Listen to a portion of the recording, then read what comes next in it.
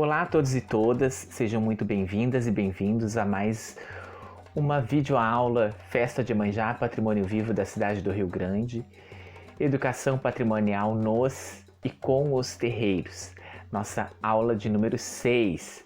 Então hoje a gente vai ver especificamente os bens culturais materiais da cidade do Rio Grande. Vamos pensar então naqueles conceitos de cultura, história e identidade, mais voltado à realidade do município, né?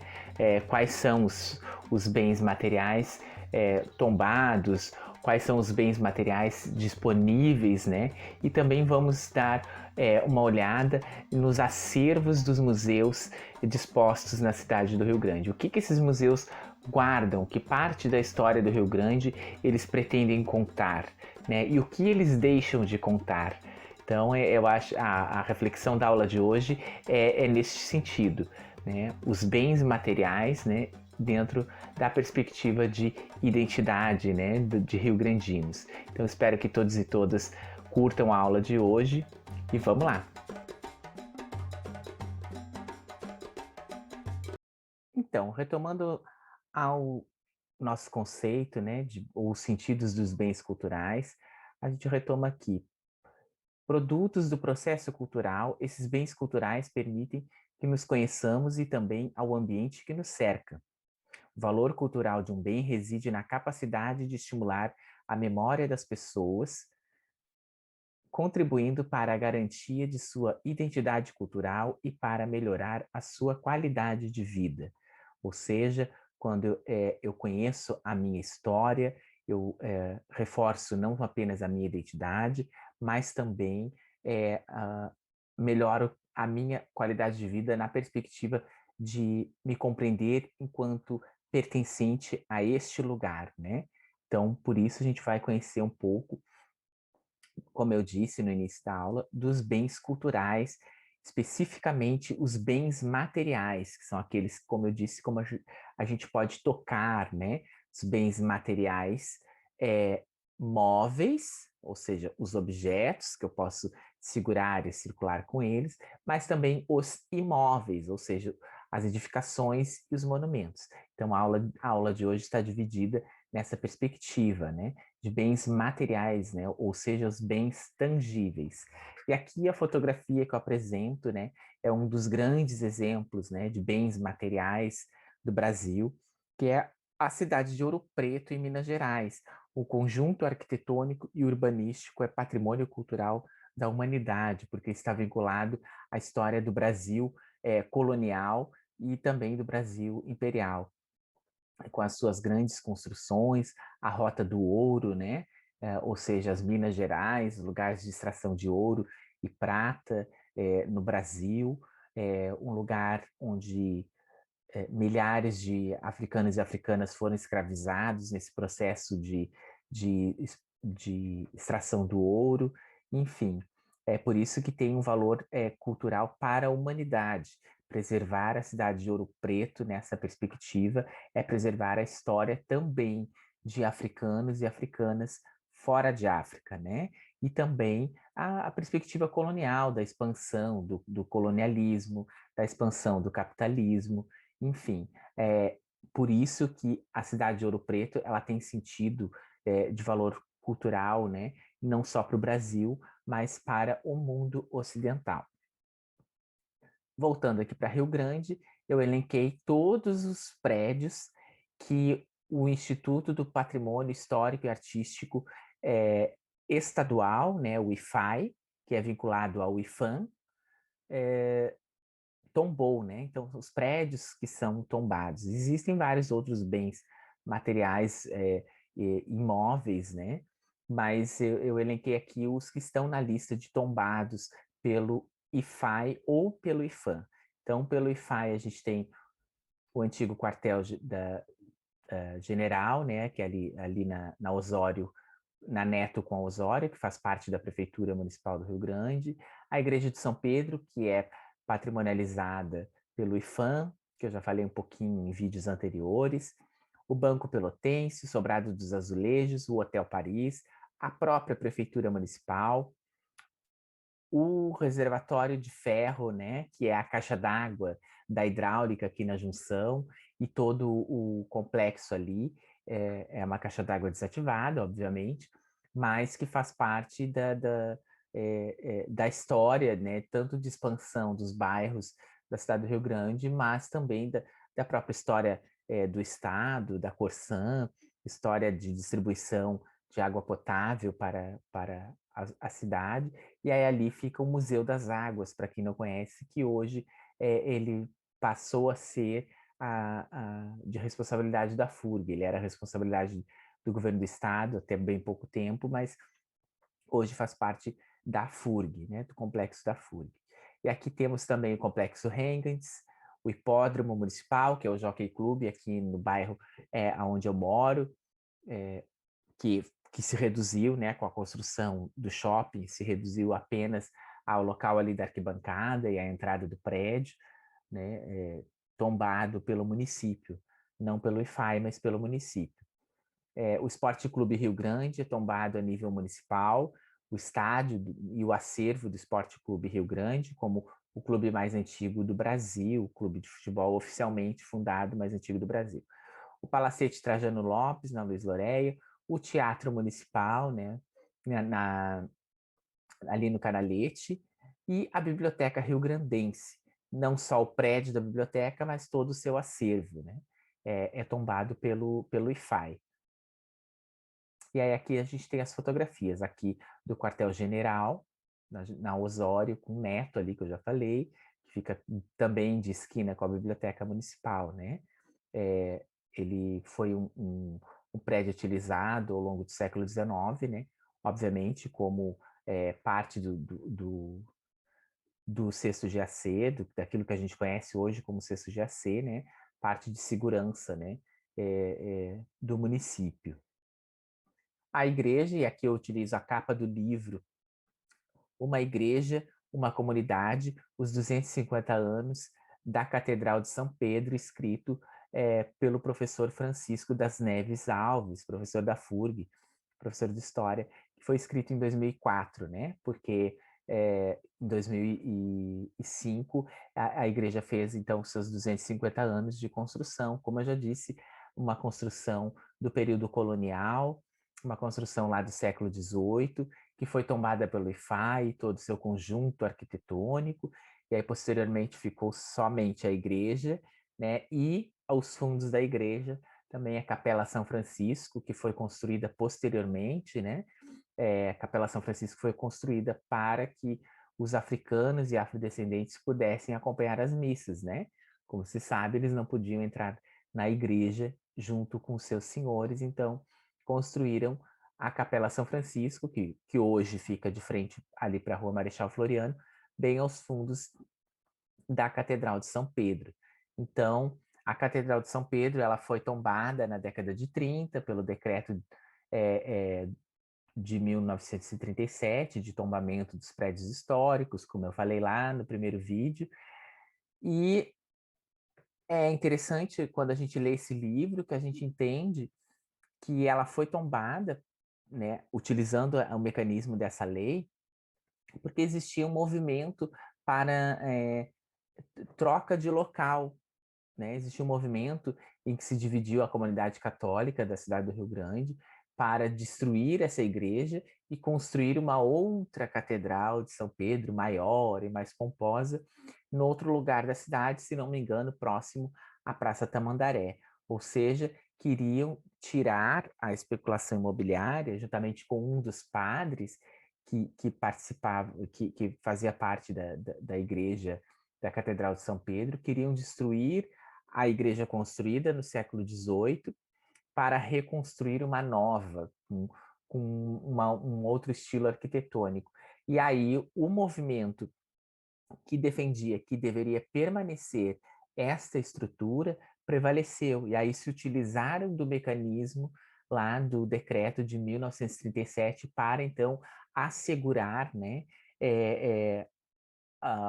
o tombamento e a preservação desse patrimônio do século XVIII, né? Então, e aí entra a importância da política pública patrimonial ainda que com o decreto de 37, que só previa o tombamento de bens materiais, né, e de caráter oficial.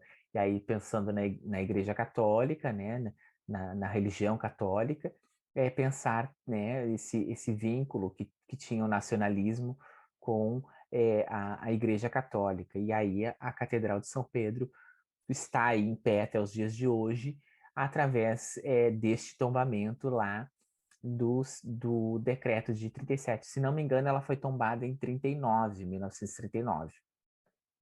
Então, é importante quem quiser conhecer o nome do livro, Uma Igreja, uma Comunidade, os 250 anos da Catedral de São Pedro. Ele está disponível na Biblioteca Rio-Grandense, a consulta dos livros é pública lá, pode fazer inscrição também para se associar. A Biblioteca Rio-Grandense precisa muito da ajuda de todos e todas. Mas também acredito que existem algumas escolas da cidade e na FURG também existe esse livro para consulta pública. É bem interessante. Aqui, como eu falei, o antigo Banco Pelotense, né, que ele também é tombado pelo IFAI. Olhando essa fotografia, pouquíssimos de vocês vão reconhecer, mas ele é o prédio que hoje onde funciona a Secretaria de Município da Fazenda, né? Onde a gente vai lá fazer os papéis de IPTU e pagar os impostos para o município. Então, é ali que fica a Secretaria da Fazenda, é um prédio tombado pelo Instituto do Patrimônio Histórico e Artístico Estadual. Aqui o Sobrado dos Azulejos, né, que é a atual sede da Secretaria de Município da Educação, da SMED. Então, é um prédio do século XIX, construído e revestido, melhor dizendo, com os azulejos portugueses. E esses azulejos, eles são característicos, né? São pintados à mão, é uma produção que existe ainda em Portugal, claro que em pequena escala, mas o valor dele na perspectiva arquitetônica e na perspectiva cultural reside nisso, né? Desse azulejo produzido lá em Portugal, que vem parar através do processo de colonização aqui no município do Rio Grande, uma cidade colonizada oficialmente por portugueses, mas, obviamente, com todas as etnias que eu mencionei lá nas aulas anteriores, né? Os indígenas e os africanos. Então, ele foi um prédio tombado, funcionou várias coisas aí, inclusive um bar, né, uma casa meio que noturna, e aí, posteriormente, o município conseguiu reaver o prédio, e aí conseguiu tombar, né, a nível do Instituto Estadual do Patrimônio, e a partir daí se conseguiu, então, a restauração desse prédio, né, com recursos federais, recursos estaduais, se conseguiu a restauração e os azulejos que faltavam mandaram buscar em Portugal, né, sob encomenda, para então fazer o restauro completo. Aqui o prédio da prefeitura, e aí eu utilizo a imagem do próprio IFAI, né, que ele é tombado também, antes do incêndio, né? Em 1999 ocorreu um incêndio no prédio da prefeitura, um incêndio cujas causas muitas pessoas apontam como duvidosas, mas enfim, não é o foco aqui da nossa discussão, mas ele era desta forma. Após a restauração, a gente consegue perceber que teve algumas modificações, né? Mas a fachada conseguiu, então, ficar praticamente intacta, né? Mas por dentro o prédio foi totalmente reconstruído, né? O que a gente conhece ali como Salão Nobre, a sala do executivo municipal, enfim, para quem conhece o prédio por dentro, sabe que ele modificou bastante, mas ainda assim ele tem um valor histórico e cultural importante. O Hotel Paris também é tombado pelo IFAI, né? Uma construção que remete à Bela Época, né? Ou a Bela Época da cidade do Rio Grande, né? Com as influências de europeia, né? Para quem conhece lá dentro, ele tem um jardim interno belíssimo. Enfim, ele é uma propriedade, obviamente, privada, mas que também possui esse valor, né? Que demonstra a riqueza nos detalhes, né? Arquitetônicos e culturais.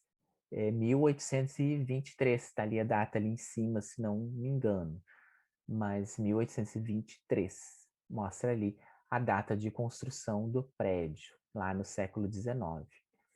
E, por fim, dos prédios, né, dos imóveis tombados, tem aqui tombado pelo IFAI, pelo Instituto Patrimônio Histórico e Artístico Estadual, o Complexo Rengels. O que é o Complexo Rengels? É esta prédio inicial aí, que é a entrada oficial da fábrica, Rengels, ali na esquina do cemitério.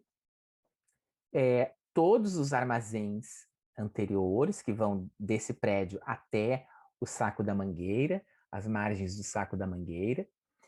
Quem vem para o centro, bairro Centro, vê que até a Anhanguera, ali, era parte do Complexo Rengels.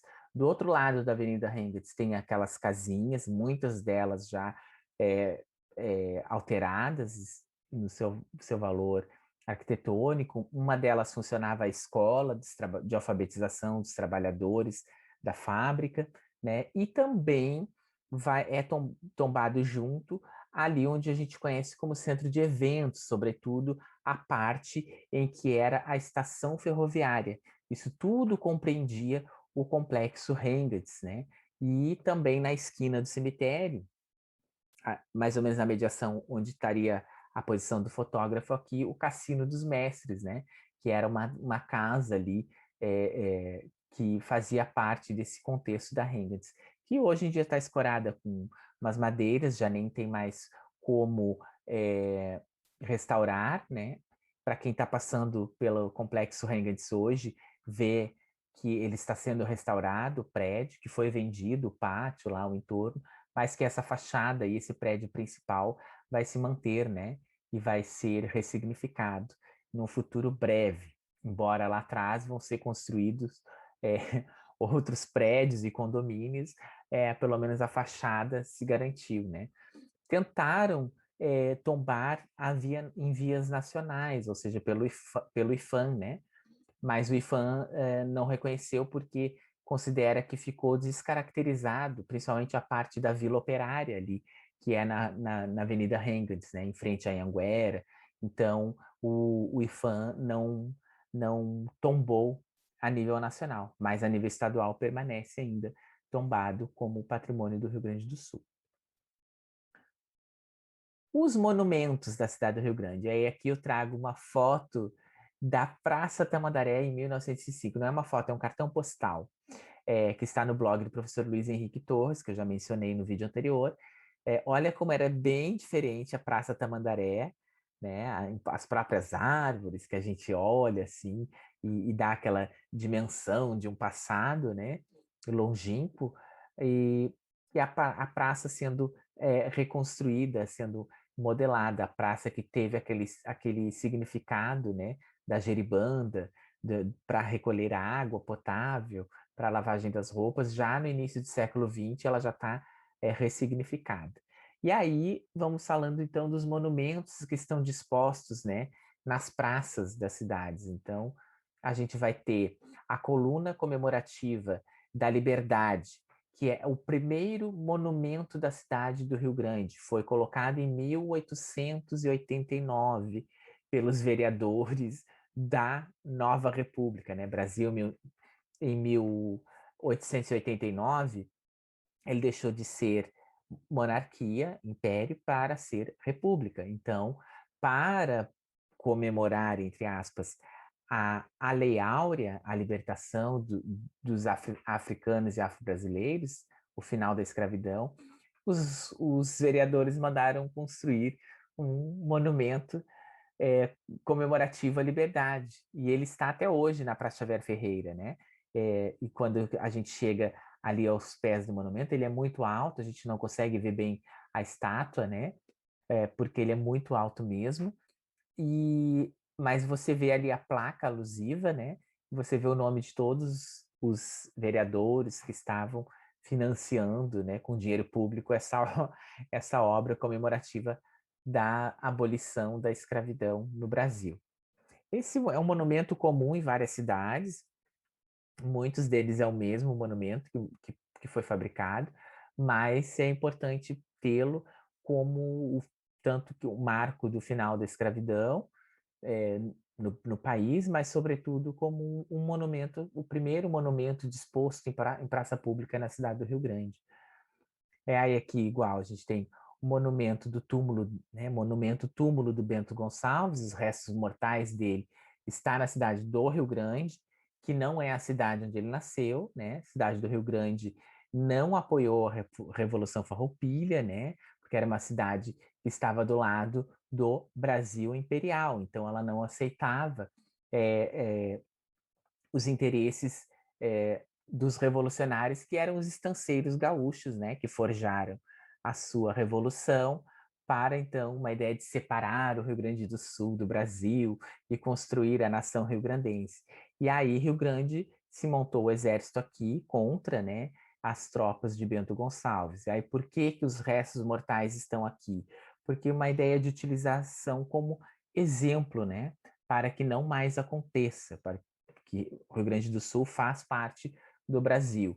Então, é por isso que esse monumento está aí, um monumento túmulo, né? Onde estão os restos mortais, para que a sociedade olhe para a Revolução Farroupilha e compreenda que foi importante da perspectiva revolucionária, mas também foi importante da perspectiva do Império, tanto que o monumento está aqui, os restos mortais de Bento Gonçalves não estão na cidade de origem dele, e estão aqui no Rio Grande do Sul, e nem estão na cidade dita como capital da Revolução Farroupilha, né, que é o Piratini, a cidade de Piratini aqui no sul do estado, né? Então é importante olhar para o monumento nesse sentido, pensar ele. Aqui Marcílio Dias fica lá no final da Silva Paz, na praça de mesmo nome, a Praça Marcílio Dias, na divisa da Silva Paz ali com a Almirante Barroso, na entrada do BGV, pela Rua Dom Pedro II.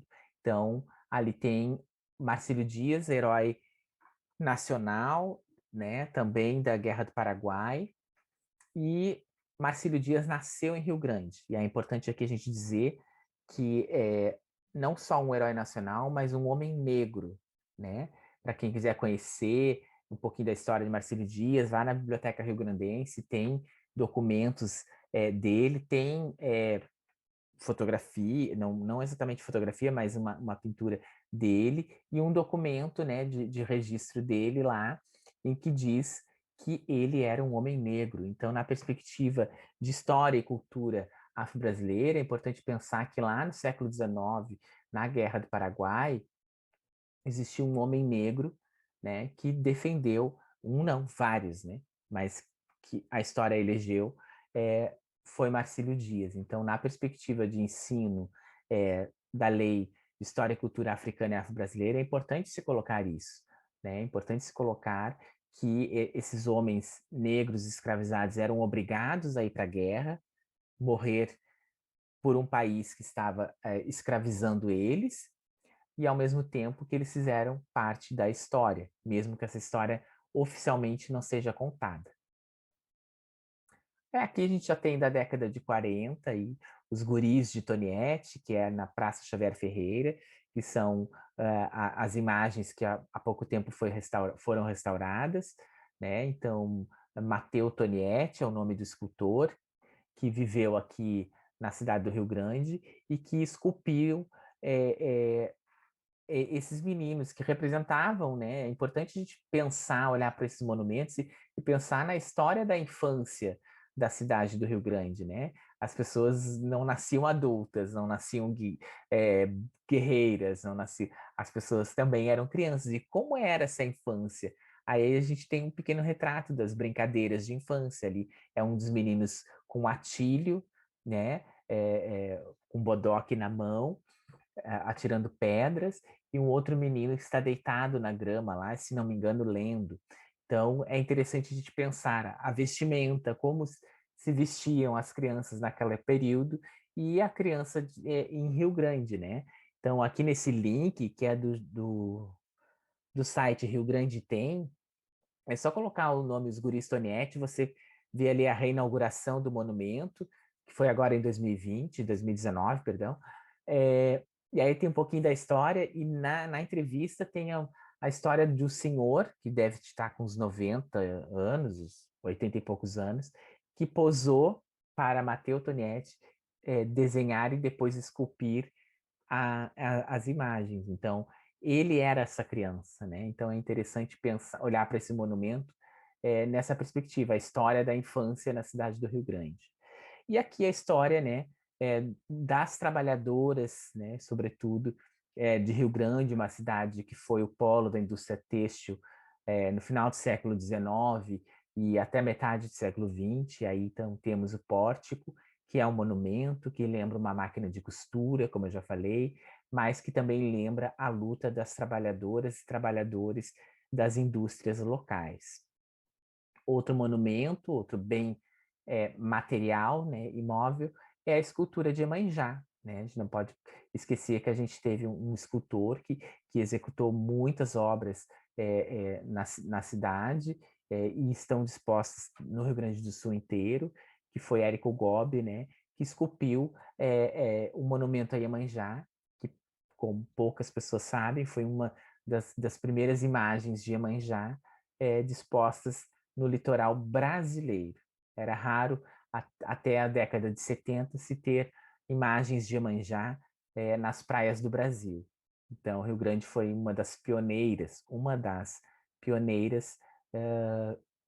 nessa disposição, né? Então, a gente não tem mais só um patrimônio tão branco assim, né? Quando se coloca Iemanjá na cidade, se pensa também outras identidades, outras memórias, outras histórias que a história oficial não conta. E aí, os bens materiais móveis, né, que são os objetos que a gente pode transportar de um lugar para o outro, onde é que eles ficam na cidade do Rio Grande? Eles estão dispostos nos vários museus da cidade, né? A cidade do Rio Grande riquíssima em museus. Então, o primeiro deles, né, é o Museu Cidade do Rio Grande, que fica ali no prédio da alfândega, né, de esquina com a hidroviária, então de frente para a lagoa, você tem o Museu Cidade do Rio Grande. Nesse lugar aí da foto, a gente encontra a coleção histórica, que contém objetos relativos à história do Rio Grande, das indústrias, do comércio, da pré-história e de uso pessoal, né, como vestuários e mobiliários pertencentes a várias famílias da cidade. Essa coleção fixa, que está o ano inteiro, mas também abriga exposições temporárias que elas vão montando. A historiadora, os museólogos que trabalham no museu, eles vão organizando diversas exposições temporárias ao longo do ano. Esse museu também está em outro lugar, na Capela São Francisco.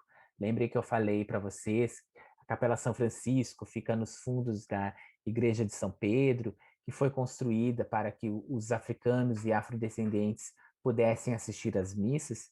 Aí está o interior da Capela São Francisco, que fica nos fundos da Catedral, de frente para Marechal Floriano. Ali funciona o Museu Cidade do Rio Grande com a coleção Sacra.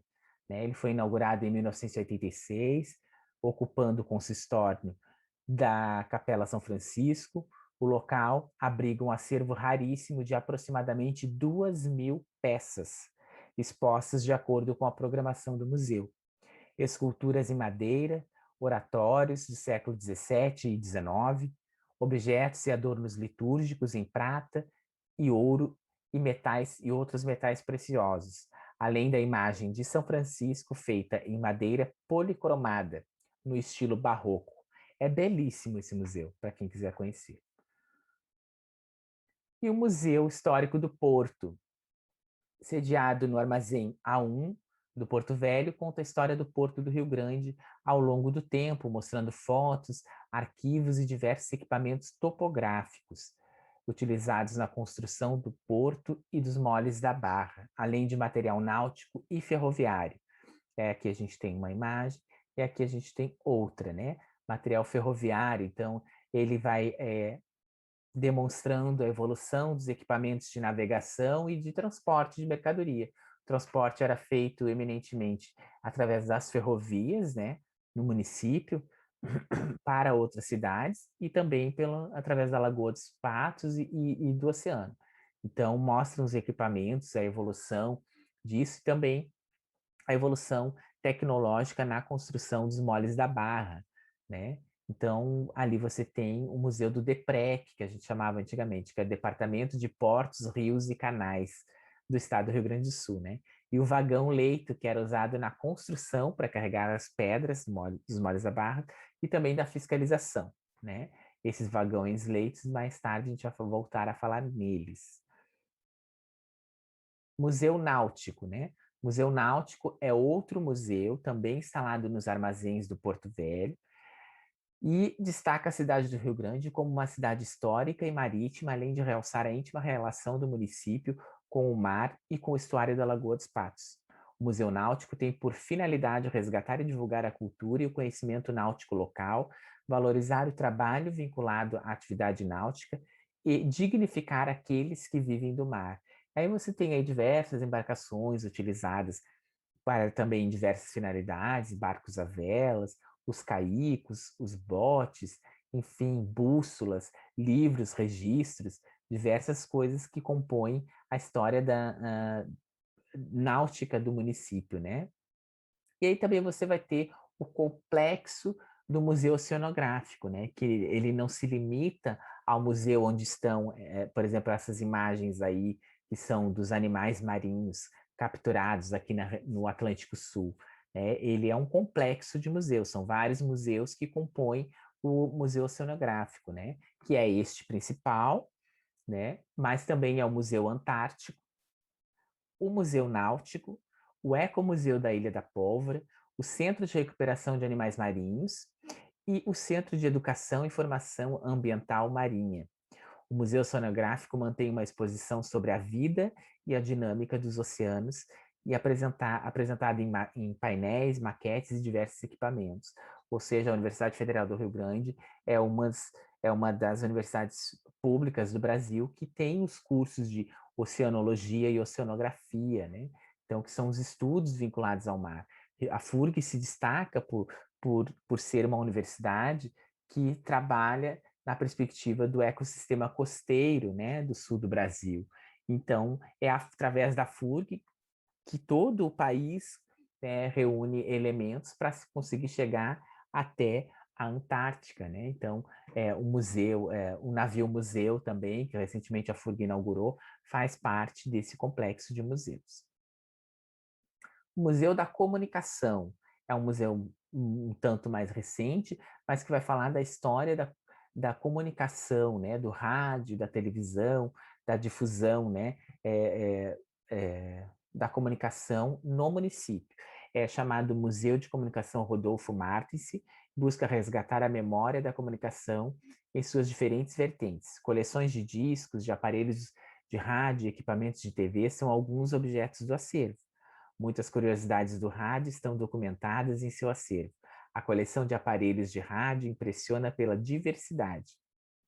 São diversos modelos e diferentes épocas do século XX, alguns inclusive em perfeito funcionamento. Toda a história do rádio pode ser acompanhada através de peças significativas que estão no museu. O endereço do museu, para quem não conhece, é na rua Luiz Loreia 261. A fototeca é uma outra perspectiva de se pensar os bens culturais ou de se pensar a história, a memória através da fotografia, né? A fototeca também é um museu e tendo como a missão a salvaguarda da memória e da história da cidade através da documentação fotográfica. O acervo começou a ser constituído na década de 80 a partir de doações e várias ações educativas junto à comunidade.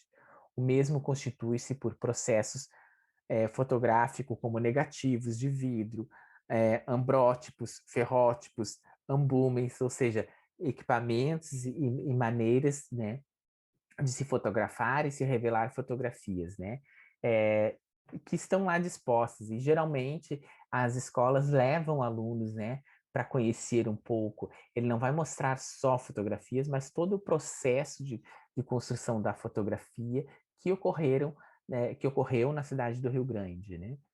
E aí, um outro espaço, que não é chamado de museu, mas tem características museológicas, é o Centro Municipal de Cultura Iná Emil Martins.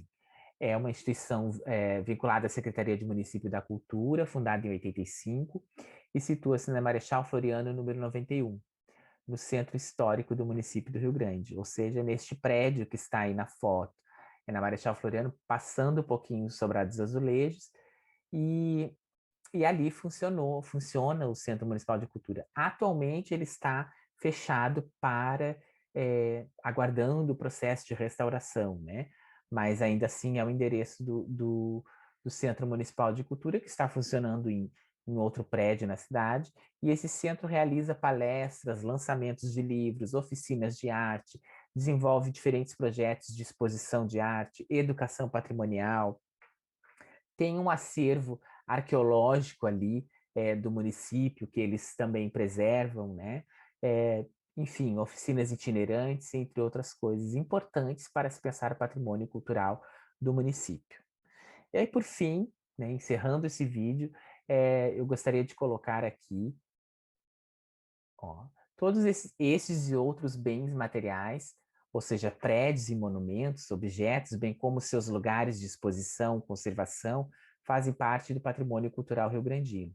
Cada um destes deve ser percebidos por nós como bens tangíveis que evidenciam elementos da cultura material, vistos como vetores das relações sociais que abrigam parte do universo cultural citadino, seja um universo que se propõe a contar a história oficial ou a história das indústrias, das elites, mas também outros objetos que nos ajudam a compreender outros universos, como as tradições umbus, ivieiras e tupi-guaranis, através dos objetos e artefatos arqueológicos, as tradições afro-brasileiras, bem como dos e das trabalhadores e trabalhadoras. Então, pessoal, esta foi a nossa aula de hoje. Espero que todos e todas tenham gostado e até a próxima.